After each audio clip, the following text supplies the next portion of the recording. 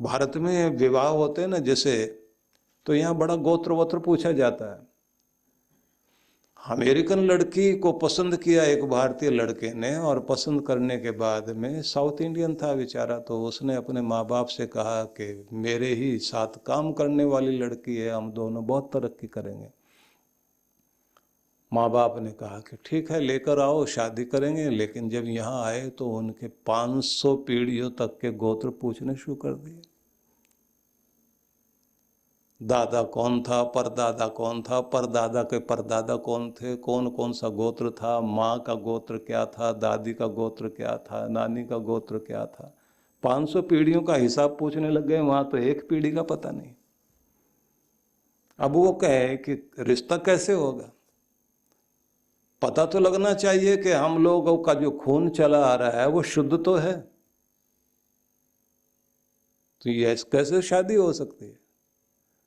अब बच्चा जो है वो कहे कि वहां ऐसे ही चलता, बोले हमारे यहाँ ऐसा नहीं चलता भाई, हमारे यहाँ तो गोत्र की, क्योंकि हम कहाँ से चले आ रहे हैं।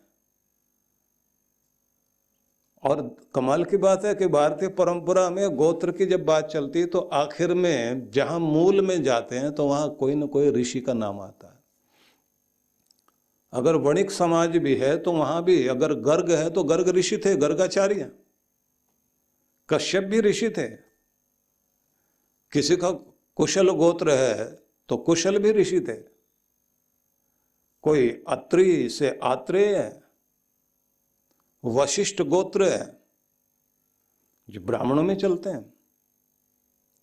और जो रक्षा वाले लोग हैं वो वर्मा है, वर्म मतलब कवच वाले लोग। इसलिए वहां एक जगह शर्मा, एक जगह वर्मा, ये सब नाम चलते हैं। क्षत्रियों में सब वर्मा है। तो यहां तो बड़ा कुछ पीछे से चला आ रहा है। तो जब टैगोर ने कहा कि परिचय दो, हमारा परिचय क्या हो सकता है, तो उन्होंने एक ही परिचय दिया, उत्सव आमार जाति। उत्सव ही हमारी जाति है, हर समय आनंद में रहना, यही तो तुम्हारी पहचान है। उत्सव आमार गोत्र, जहां से हम चले आ रहे हैं। आनंदात खलो इमानी भूतानि जायन्ते, जो उपनिषद कहता है, आनंद लोक से हम आए और आनंद ही हमारी मूल पहचान है। क्योंकि परमात्मा कौन है, सच्चिदानंद स्वरूप, आनंद स्वरूप है भगवान। और उसका धाम क्या है, आनंद धाम। और हमें जाना कहाँ है, आनंद धाम में। और जीना कहाँ है, बोले आनंद में रहते हुए जीना है। बस यही पहचान है और यही हमारा गोत्र, जहां से हम चले आ रहे हैं। तो जात हमारी क्या हो सकती है, तो कहते हैं जात हमारी ब्रह्म है और माता पिता है राम। भगवान ही हमारा माता पिता है। गिर हमारा शून्य में और शून्य में ही हमारा घर है। मतलब उसमें अपने घर में जाके चैन पाता है ना आदमी, घर लौटना जरूरी है। तो पूरी दुनिया में काम कर लेना, लेकिन थोड़ी देर शून्य में बैठना सीख जाओ, निर्विचार होकर बैठना जरूर सीख जाओ। ये संत वाणी जितनी आप पढ़ोगे, बहुत साधारण शब्दों में इतनी कमाल कमाल की बातें कही है। शुरू शुरू में मुझे जचता नहीं था ये, संत वाणी में पढ़ता था तो मुझे थोड़ा अजीब लगता था, क्योंकि संस्कृत को और वैदिक संस्कृत को और वेदों को, उपनिषदों को, इनको ही पढ़ा, इन्हीं की व्याख्या करते थे। तो दूसरी तरफ देखते थे संत वाणी को, तो मुझे लगता था, क्योंकि वेद पढ़े, उपनिषद पढ़े, वेदांग आदि, और ये जो ब्राह्मण ग्रंथ हैं, आरण्य ग्रंथ हैं, इन सब को देखने के बाद ये लगता था सब कुछ तो यही है। लेकिन एक बात बड़ी कमाल की देखी कि जब संत वाणी को पढ़ा तो समझ में आया कि इन लोगों ने सामान्य जनों के कल्याण के हित को ध्यान में रखकर वो जो वेद शास्त्र उपनिषदों की वाणी थी उसको इतना सरल करके कहा, इतने सामान्य शब्दों में कहा। कमाल है उनका भी। आप अगर रज्जब को पढ़ें, दादू दयाल को पढ़ें, सुंदरदास को पढ़ें, सूरदास को पढ़िए, गोस्वामी तुलसीदास जी महाराज को पढ़िए, कमाल की वाणी है इन लोगों की। साधारण 300 साल पहले हुए स्वामी चरणदास और उनकी शिष्या जो सहजोबाई, दयाबाई, उनकी वाणी पढ़ करके आप देखिए, आप आश्चर्य करेंगे। तो ये दरिया साहब ने, जो राजस्थान के दरिया साहब भी 2 हुए हैं, और पलटू की वाणी पढ़िए आप, सब चीजें पलट दें। पलटू ऐसे नहीं, और जो हमारे यहाँ कहावतें कहने वाले लोग हुए हैं, जिन्होंने जो है कहावतों में बहुत कुछ कहा है, तो घाघ और गिरधर, कवि गिरधर जो है, लाठी में गुण बहुत है, सदा राखिए संग, सदा राखिए संग, लंबी चौड़ी उनकी जो है, आप कुंडली पढ़ो ना। सामान्य शब्दों में उन लोगों ने बहुत कुछ कहा, और गांव गांव में तो घाघ की सारी बातें चलती हैं, सेहत के संबंध में, मौसम के संबंध में, और अनुभव, नीति, रीति। क्योंकि ये बात ध्यान रख लीजिए कि गीता को भी आप पढ़ें तो उसमें एक बहुत अलग तरह का एक ढंग और दिया है कि जिंदगी चलती है रणनीति पर। अर्जुन, तुम कौन सी रणनीति अपनाओगे? दुर्योधन वाली रणनीति तुम्हारी नहीं होनी चाहिए, तुम्हारे जीवन की रणनीति कुछ अलग होनी चाहिए। उस रणनीति को बताया उन्होंने। और उन्होंने जो सबसे बड़ी एक कमाल की बात और समझाई है कि व्यक्ति समय को नहीं, ऊर्जा को संभालने की कोशिश करे। लोग जो है ना, टाइम मैनेजमेंट पर ध्यान देते हैं, लेकिन एनर्जी मैनेजमेंट पे ध्यान नहीं देते। जब आपके अंदर एनर्जी बहुत अच्छी होती है तो आप बहुत ज्यादा काम करते हैं उस समय। और एनर्जी को बनाए रखने के लिए आपको उस तरह से अपने आप को संभालना चाहिए कि 30% एनर्जी शरीर की जो है वो मस्तिष्क खाता है। और जब आप कुछ ना कुछ सोच रहे होते हैं, दबाव में सोच रहे होते हैं, तो एनर्जी सारी की सारी वहाँ लग जाती है। और जब आप किसी ज़्यादा दबाव में और दुख में, तनाव में होते हैं, तो शरीर के अंदर की जो ऊर्जा है वो आपकी सेहत बनाने पर ध्यान नहीं देती, उस समय के संकट से निपटने में ऊर्जा लगती है। तो एनर्जी मैनेजमेंट भी अपने आप में एक बहुत बड़ा सिद्धांत है। पर विषय न बदल जाए, उस तरफ हम बाद में चलेंगे, क्योंकि इस समय मैं आपको बता रहा हूं कि गिरह हमारा सुन्न में, गिरह से मतलब घर, गृह। सामान्य भाषा में, वो अपनी भाषा में गृह को गिरह बोल रहे हैं। गिरह हमारा सुन्न में, सुन शून्य, उस आकाश में जहां कोई विचार नहीं है, वो घर है हमारा। यहां हम ध्यान दें अपना।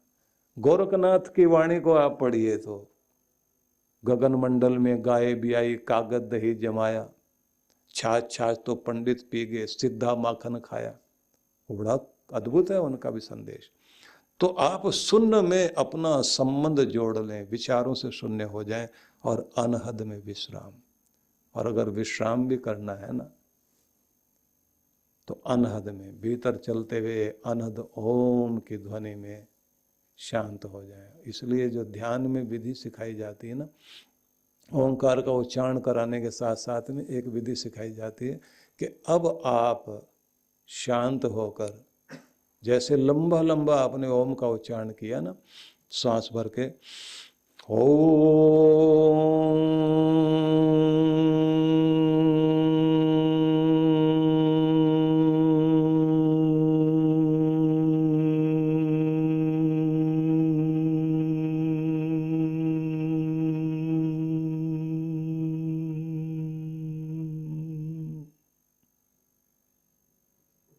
अब इसी स्थिति में शांत होकर महसूस करना कि नाभि मंडल से लेकर सिर तक यही ध्वनि भीतर चल रही है। और इसे जितना लंबा कर सकते हैं, भीतर ही भीतर, बोलना नहीं है, लेकिन अब महसूस करना है कि अंदर आवाज चल रही है, अंदर ही ओम का नाद गूंज रहा है।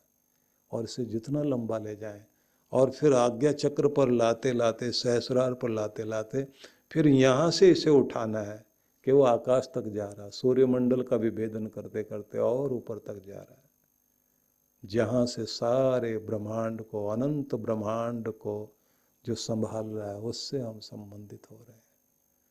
तो ये कहते हैं, ये अनहद में विश्राम है। तो थोड़ी देर ऐसे करके बैठिए और आनंद लेके देखिए। आपका मंदिर तो आपके लिए एक बहुत अद्भुत चीज है, जो प्रयोगशाला है, जहां से आप अपने ब्रह्मांड की अदृश्य शक्तियों से जुड़ने के लिए बैठते हैं। इसलिए ऊपर गुंबद जरूर होनी चाहिए, उसके ऊपर कलश जरूर होना चाहिए। और आश्रम आपका वो स्थान है जहां संसार का प्रभाव खत्म करने के लिए गुरु के प्रभाव में और उसके पर्यावरण में रहने के लिए मौका मिलता है।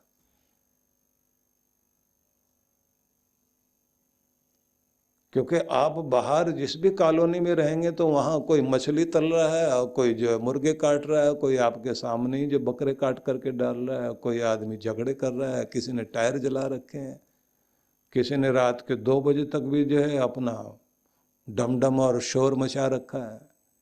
कोई रात के 2 बजे ही आकर के जो है वो गाड़ी का हॉर्न बजाता 5 बार के, उसको जो है ना घंटी नहीं बजानी, गाड़ी में बैठे बैठे हॉर्न बजाएगा कि जिससे जो है पत्नी उठ करके आए, जब तक सारा मोहल्ला ना जाग जाए।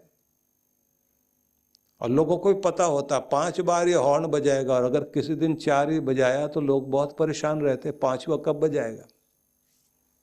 क्योंकि वो 5वां बजाए तो उसके बाद समझते हैं कि अब कहानी खत्म हो गई, अब सोते हैं, क्योंकि जगा तो दिया इसने। कहीं चिल्लाने लग जाते, भैया 5वां भी तो बजा।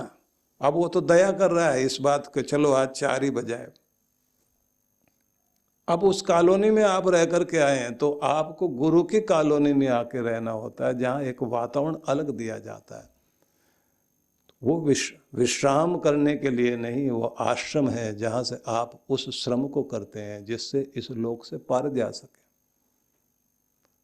तो दोनों का अपना बड़ा अंतर है। लेकिन अगर आप देखें कि वहां जाते ही आप स्वर्ग की प्राप्ति कर लेंगे, ऐसा नहीं है। क्योंकि वहां भी जो लोग आए हुए हैं वो भी तो चुने हुए हैं, छटे हुए नहीं कह रहा हूं मैं, चुने हुए लोग आते हैं जो पूरी दुनिया से आते हैं, और वो भी अपना अपना स्वभाव लेकर आते हैं। उनको गुरु के रंग में रंगने में समय लगता है। तो सबसे पहले तो ये जान लेना चाहिए कि हमारी जाति बिरादरी परमात्मा ही है, और हमारा माता पिता भी हमारा भगवान ही है, और हमें जिस घर में रहना चाहिए वो घर जो है शून्य अवस्था में हर दिन प्रवेश करना चाहिए। और अगर आराम भी करना है तो अनहद नाद में, ओंकार के नाद में अपना विश्राम करने की चेष्टा करें, और फिर उस कोशिश को करें जिसको कबीर ने कहा, रस गगन गुफा में अजर झरे, बिन बाजा झंकार उठे, समुझी परे जब ध्यान धरे।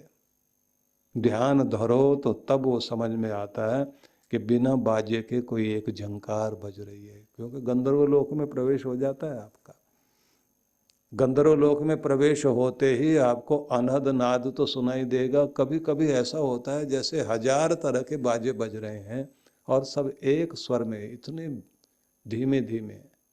कभी कभी तो बहुत आनंद आता है उन लोगों को जिन्होंने पिछले जन्म की कोई तपस्या, या कुछ ऐसी आत्माएं होती हैं जो परमात्मा के उस ब्रह्म लोक से आते हैं, परमात्मा का ही स्वरूप लेकर के आते हैं। जैसे गुरु नानक देव जब छोटे थे तो एक दिन बहुत तेज बारिश चल रही, बारिश होते होते सांझ हो गई तो अभी भी मेह बरस रहा था।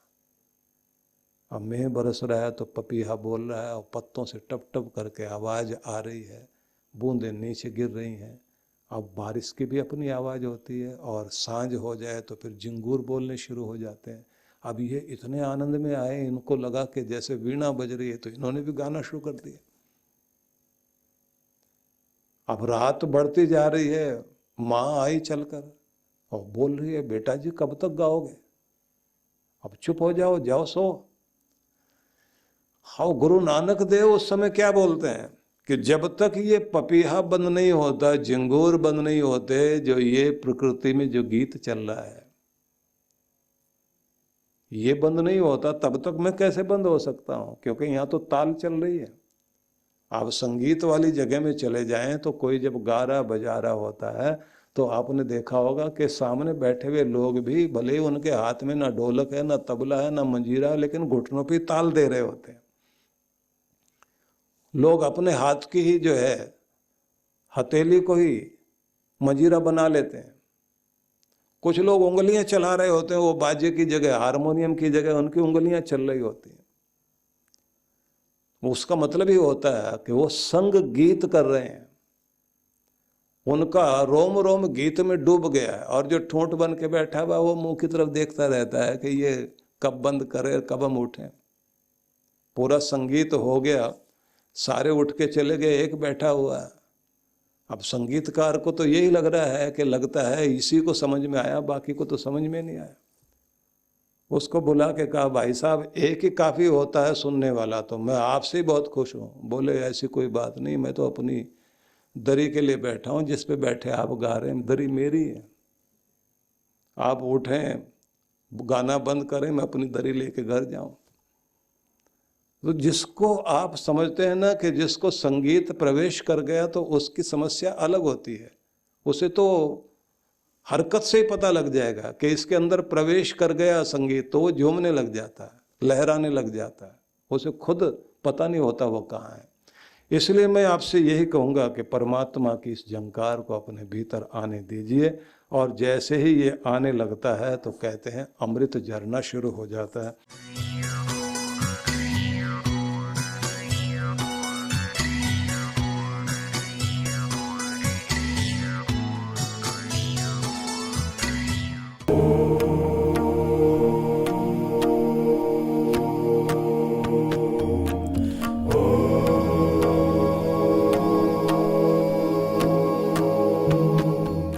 गुरु पूर्णिमा के पावन अवसर पर आप सभी को मैं आमंत्रण दे रहा हूं। ये एक सुंदर अवसर है सभी के लिए। सतगुरु शुक्र तेरा तूने थामा हाथ मेरा अपनी सेवा में लगाया। करूं शुक्रिया मैं कि जब हम अपनी भीतरी शक्ति को जागृत कर सकते हैं, अपने विषाद को प्रसाद में बदल सकते हैं, अपने जीवन को इस मृत्यु लोक से शिवलोक की यात्रा में ले जा सकते हैं, अपने भीतर के आनंद को जागृत करने के लिए हमारे पास एक सुंदर अवसर है। और इस अवसर का लाभ लेने के लिए सबसे ज़्यादा ज़रूरी है, जहां आप गुरु दर्शन करने के लिए आते हैं उस समय जो है आप अपने आध्यात्मिक लेखा जोखा गुरु के सामने प्रस्तुत करते हैं। उसी के साथ आवश्यक है कि गुरु मंत्र सिद्धि साधना में भाग लें। इसे अमृत मंत्र साधना बोलते हैं। और इसी के साथ में अगर दिव्य शक्तिपात का अवसर भी आपको मिल सके, क्योंकि 9 से 11 तारीख तक का 3 दिन का एक कार्यक्रम गुरु मंत्र सिद्धि साधना का है, जिसे हम अमृत साधना के नाम से जानते हैं, और 1 दिन का कार्यक्रम जो है वो दिव्य शक्तिपात का है। यह हमारे भीतरी चक्रों की शक्तियों को जागृत करने के लिए, तीनों ग्रंथियों की ऊर्जाओं को ऊपर उठाने के लिए, और परब्रह्म परमेश्वर से अपना संबंध जोड़ते हुए, अपना ऑरा स्ट्रॉन्ग करते हुए हम उस जगह पहुंचते हैं जहां से हमें सुख सौभाग्य प्राप्ति के लिए एक कृपा प्राप्त होती है। तो इसके लिए मैं चाहूँगा कि सभी लोग बहुत प्रेम से इसमें आएं, इसका लाभ लें, और कोशिश करें कि अब कोई भी माया का प्रभाव, मतलब जिसमें बहाने होते हैं, जिसमें रुकावट होती है, जिसमें कोई बाधा होती है, उस सबको पार करके पहुंचना है। क्योंकि हमारा दुर्भाग्य ही हमारे लिए बाधा बनता है। हम शुभ के लिए देरी करने लग जाते हैं, अशुभ को उसी समय तैयार हो जाते हैं पूरा करने के लिए। तो आप सबको आमंत्रण है, आइए और लाभ लीजिए।